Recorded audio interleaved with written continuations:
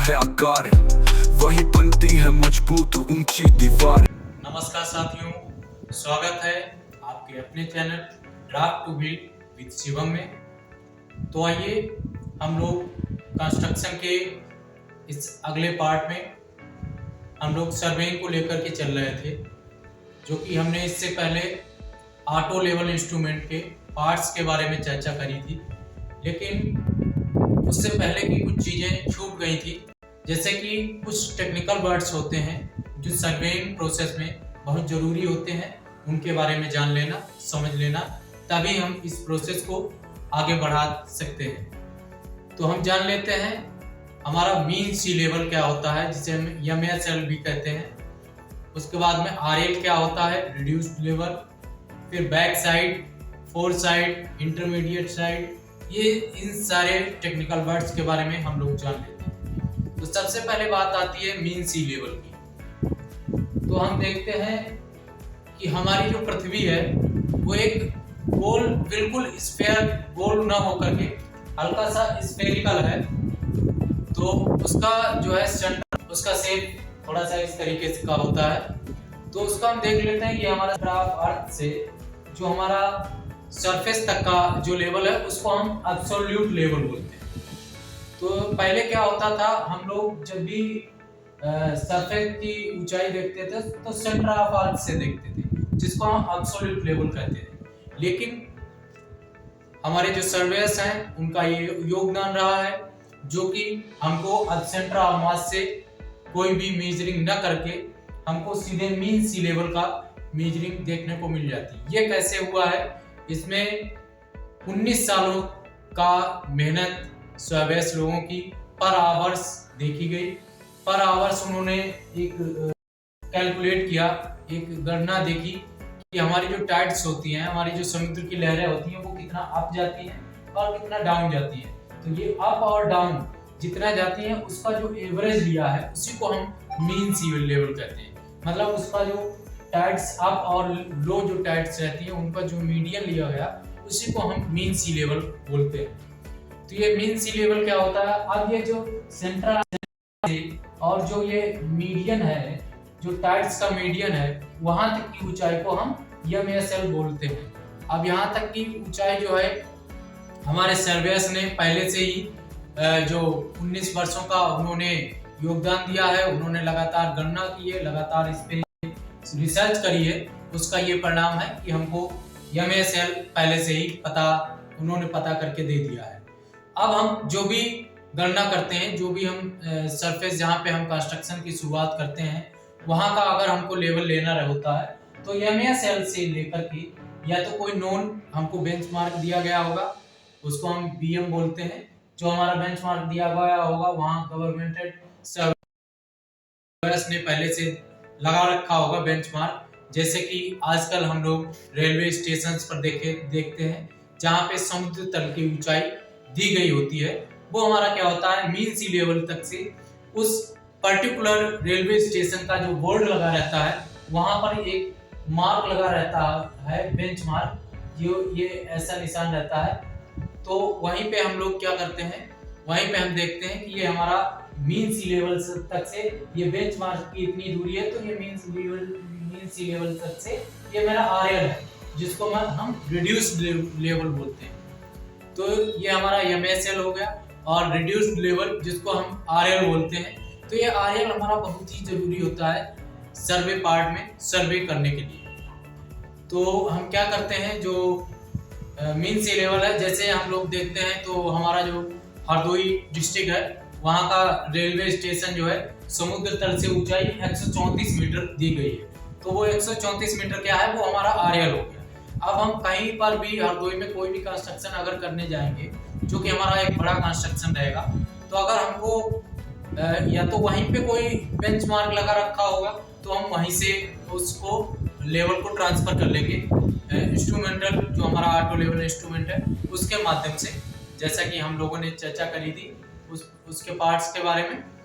तो अगर नहीं है तो हम क्या करेंगे, स्टेशन से पर्टिकुलर जो हमारा RL का बेंचमार्क लगा हुआ है वहां से हम RL अपने पर्टिकुलर जो कंस्ट्रक्शन साइट है वहां तक लेवल ट्रांसफर करके ले जाएंगे, और फिर हम जाकर के एक बेंच मार्क वहाँ पे लगा देंगे। जो बेंच मार्क हमारा जैसे कि एक स्टोन पे मार्क कर देते हैं, या हम कोई ऐसा स्ट्रक्चर जो परमानेंट स्ट्रक्चर के लिए रखा जाता है, जैसे हम लोग देखते हैं कि गवर्नमेंट कोई भी साइट चल रही होती है, वहाँ पे एक जो है रूम बना दिया जाता है। उस रूम में सभी लोग नहीं जाते हैं, इसीलिए क्योंकि वहाँ पे एक स्टोन या कोई भी ऐसा स्ट्रक्चर जो परमानेंट लगा दिया जाता है, जहाँ पे वो एक बेंच मार्क मार देते हैं कि ये हमारा जो मीन सी लेवल तक से आरएल जो है, हमारा ये बेंच मार्क का आरएल इतना है, जो भी पर्टिकुलर आरएल रहेगा।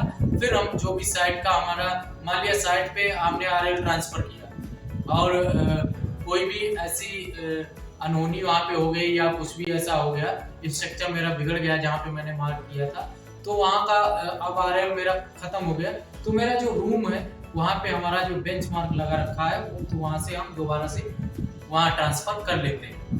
तो ये तो मेरा आरएल रहा। जैसे हमारा लखनऊ का है वो 126 मीटर है। तो ये आरएल का जो है, हमारा जब पाकिस्तान यहाँ से पार्टीशन नहीं हुआ था, तो हम यहाँ से जो आरएल लेते थे वो हमारा पाकिस्तान कराची से लिया जाता था। लेकिन अब जो है, जब हमारे देश का पार्टीशन हो गया 1947 में, तब जो है हमारा जो आरएल जो है लिया जाता है मीन सी लेवल से ऊंचाई, वो हमारा मुंबई से लिया जाता है। मुंबई का लगभग वही 10 से 15 मीटर हमारा रहता है, और पश्चिमी इलाका जो है वो अरब सागर से घिरा हुआ रहता है मुंबई का, तो वो जो है 10 से 15 मीटर ऊंचाई रहती है। वैसे हमारा औसतन जो है मुंबई शहर वो 14 मीटर उसका समुद्र तल से ऊंचाई रहती है। तो ये हमारी MASL और RL के बारे में चीज़ों को मैंने समझ लिया, और अभी थोड़ी देर में मैं जो है ऑन पेपर भी हम लोग समझ लेते हैं कैसे हमारा टाइड्स अप और डाउन करती हैं और उसका क्या मीन सी लेवल रहता है। अब हम आगे चर्चा कर लेते हैं। हमारा जो रहता है BS, ये जो BS है, BS हमारा ये रहता है जो हमारा बेंच मार्क है, जहाँ पे हमको नोन है, पहले से पता है कि हमारा ये RL कितना है। वहाँ पे जब हम स्टॉप रखते हैं, तो हम जैसे कि ऑटो लेवल से जब लेवल ट्रांसफर करते हैं, तो क्या करते हैं, हमारा मिडिल में जो है बीच में हम ऐसी जगह पे अपना ऑटो लेवल इंस्ट्रूमेंट रख लेते हैं जहाँ से हमारा पीछे का भी दिख जाए और आगे का भी दिख जाए, जिधर साइड में हम लेवल ट्रांसफर करना चाहते हैं और जहाँ से हम ले जाना चाहते हैं। तो हमारा जो बेंच मार्क है, उस उधर साइड जब हम रीडिंग लेंगे स्टॉप रख करके, तो वो हमारी हो जाएगी बैक साइड, उसको हम बोल देंगे बैक साइड, जिसको हम BS बोलते हैं। और जो आगे का लेवल है, जहाँ तक फिर हम आगे हमको जहाँ तक दिख रहा होगा स्टॉप रख करके, उसकी रीडिंग हमको शो हो रही होगी, वहाँ पर हम ले जा करके स्टॉप रखेंगे। फिर वो जो वहाँ पर हम जो रीडिंग लेंगे वो हमारी हो जाएगी 4 साइड रीडिंग। तो पीछे का जो नॉन बेंच मार्क है, वहाँ का हम जो रीडिंग लेंगे वो हमारा बैक साइड हो जाएगा, आगे का 4 साइड हो जाएगा। ऐसे ही मान लिया हमने जो 4 साइड ली, उसके बाद तक भी हम अपने साइड तक नहीं पहुंच पाए लेवल ट्रांसफर करते हुए, तो हमें बीच में और भी जो है रीडिंग लेनी पड़ेगी। तो बीच में जो भी हम अपना स्टॉप रखेंगे, तो वहाँ का जो रीडिंग लेंगे वो हमारी इंटरमीडिएट साइड हो जाएगी। तो हमारी बैक साइड बीच की जो भी रीडिंग्स लेंगे, वहाँ पे हमारा स्टॉप जो रखेंगे वो हमारी इंटरमीडिएट साइड, जिसको हम IS बोलते हैं, और फर्दर जो आगे वाली है जहाँ तक हम ले जा रहे हैं वो हमारी 4 साइड हो जाएगी। तो ये रही मेरी बात, कैसे हमने जान लिया है कि MASL क्या होता है, RL क्या होता है, जिसको हम रिड्यूस्ड लेवल कहते हैं। उसके बाद में हमने ये भी समझा है कि BS क्या होता है, जिसको हम बैक साइड कहते हैं, 4 साइड क्या होता है, IS क्या होता है। ऐसे करके हम लेवल को ट्रांसफर कर लेते हैं। तो अब कैसे ट्रांसफर करते हैं, कैसे रीडिंग लेते हैं, तो फर्दर अगले पार्ट में हम लोग समझेंगे। अगले पार्ट में हो सकता है हम ग्राउंड पर जाकर के समझेंगे कि कैसे हम लेवल को ट्रांसफर करते हैं, या फिर पेपर के माध्यम से हम आप लोगों को समझाने की पूरी कोशिश करेंगे। तो आज का इतना ही।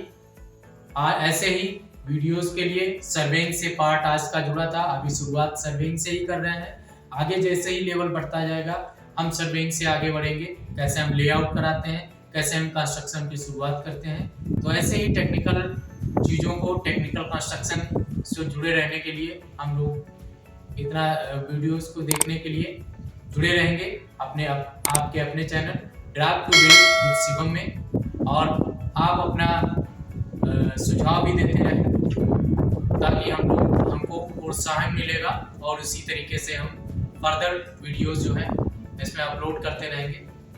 आप लोगों की सेवा में तत्पर रहेंगे। बहुत बहुत धन्यवाद।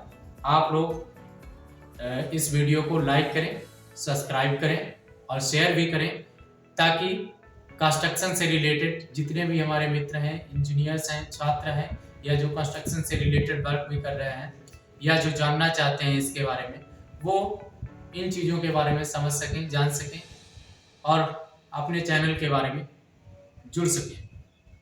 बहुत बहुत धन्यवाद।